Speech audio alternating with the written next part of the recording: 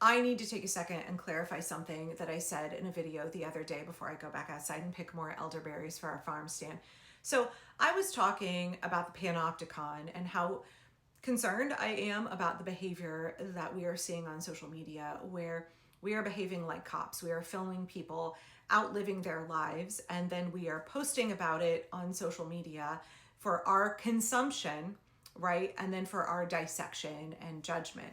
And it really feels like cop behavior. And I used this example of these two attorneys, I'm not going to show their pictures, who were filmed making out on a park bench, I think in like Central Park.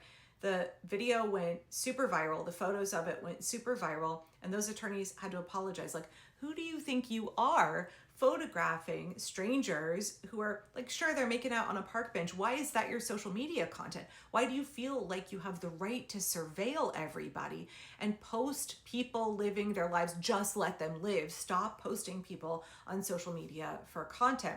And when I talked about this, I got some pushback, and I think maybe I was not clear here, even though I tried to be. So give me a second here, because the pushback that I got was like, it's really important, Angela, for us to film what ICE and law enforcement are doing.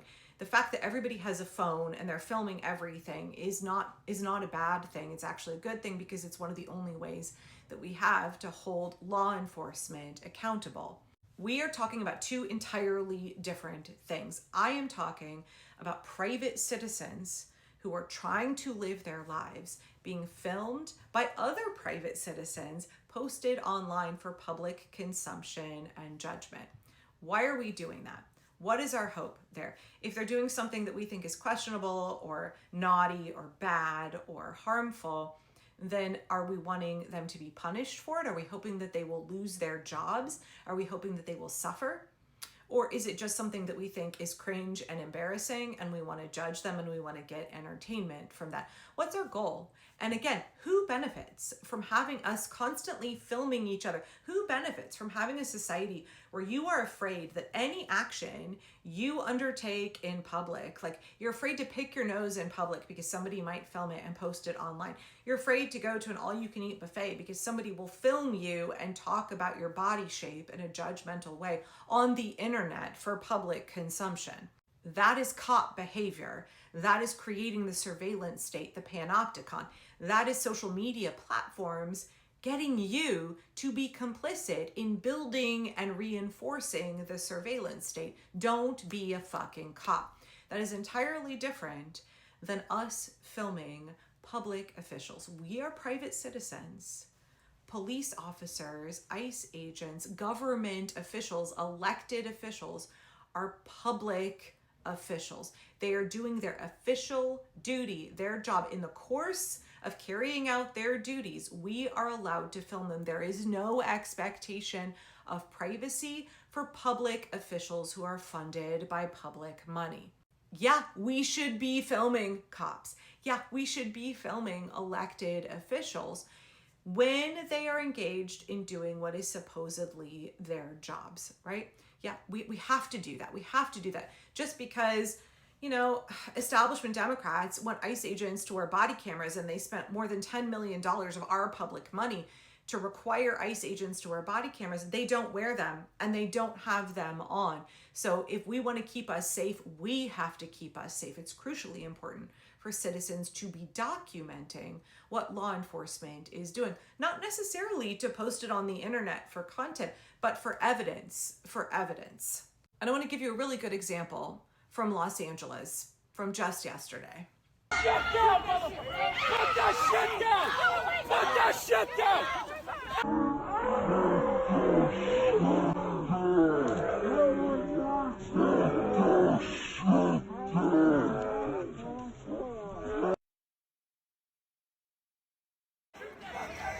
Someone protect her! Put that shit away! Gun! Gun! Get the fuck out of here! Get the fuck out of here! Fuck you! Fuck you! How dare you! How dare you! How dare you! How dare you, motherfucker! How dare you! Shame on you! How dare you! Get that shit down! Put that shit down, motherfucker! Put that shit In order to publish this, YouTube is making me mute this part as well. One of the protesters is just yelling at the agent to put his gun down, to put it away. How dare you? How dare you? Put that So this is an instance where I think it's actually really important for everybody to document what's going on, but I also think it's really educational and helpful and informative for this kind of content to get posted online. Here you have somebody who is apparently a federal agent supposedly carrying out their official duties. We should be documenting what he's doing. This is a man who is out of control. He's dysregulated, he's distressed, and he is carrying a lethal weapon. He has a lethal weapon drawn, and he's not in a mental state. He does not have the mental, psychological, and emotional capacity to handle the stressful situation he has inserted himself into, and he is risking the lives of private citizens. This is such good documentary evidence, and I think also very indicative of how so many of these poorly trained ICE and Border Patrol agents are, and actually just like law enforcement in general, they can't handle the stress of these situations and people's lives are endangered. You can see how out of control this guy is. You can see how freaked out he is, how he has his weapon drawn, and he goes for who in the crowd? Who in that crowd does he go for? The thin woman. He runs directly at her back with his firearm drawn and assaults her. Don't tell me in that crowd full of men it wasn't a conscious choice for him to go for the woman. We know that when witnesses are there filming, that there actually is a reduced chance for law enforcement to violate the law. Just knowing that they're being documented. That guy knew that he was being documented. It causes folks to pause. It gives them that moment of pause before they think about drawing their firearm, before they think about brutalizing or shooting somebody. And so I know we've seen how unbelievably enraged, out of control so many federal agents are, so much so that they are perfectly fine killing people on camera, beating people, assaulting people. There have been multiple instances of ICE and Border Patrol SAing women on camera. And that tells you how out of control and unfit these men are. They need to be investigated and prosecuted to the fullest extent of the law. And it's really important that we are documenting all of that. Watch this. That way when you guys block off the fucking exit. We were the only ones blocking the exit. The three of us were the only ones blocking the exit. Which way are you trying to go? That way or this way? I need to go this way. But Yes, this way. the three of us were the only ones blocking this fucking exit. And two cars left and no one stopped them. I don't know. One of them was 100% the fucking guy. What guy? The guy who pulled the gun He on all pulled of a us. gun That's out why on we're all us. here. We got called because someone was assaulted. The Yes. officer was assaulted. No, he was assaulting us. Someone pulled a gun on us. What did they look like? He never showed no identification. How do we know? Announced himself as shit, so he- No way, this happens all the time. Yeah, but so the That's fuck- not an It's excuse. your job to prevent that. That's why we're here to investigate. The last thing Okay, we we're were- giving you information. I know. So do me a favor. Wait here, Wait, and then we can interview once this crowd is gone.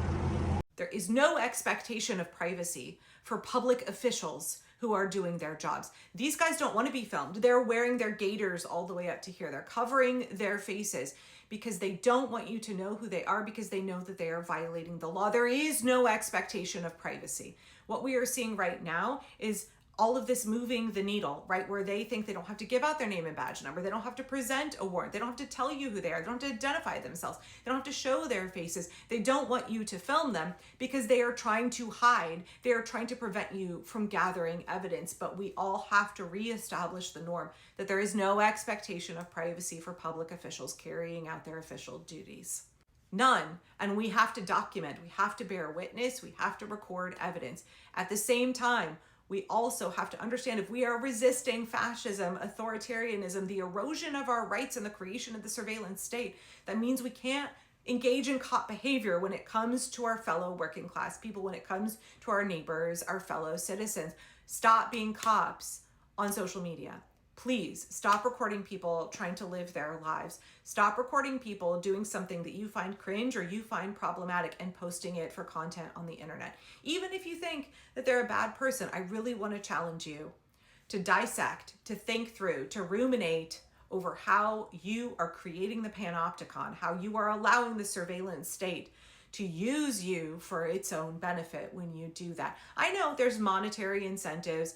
It's great to have a video go viral and make a chunk of change off of it, but what's the cost? Who benefits? You think you benefit from that, but you don't that much. It's a huge cost for all of us. It's a cost to our freedom. It's a cost to everybody in society, and it really, really benefits the regime. It benefits Palantir and Peter Thiel. Our phones are really important tools of resistance, so let's use them as such instead of using them as tools of the surveillance state.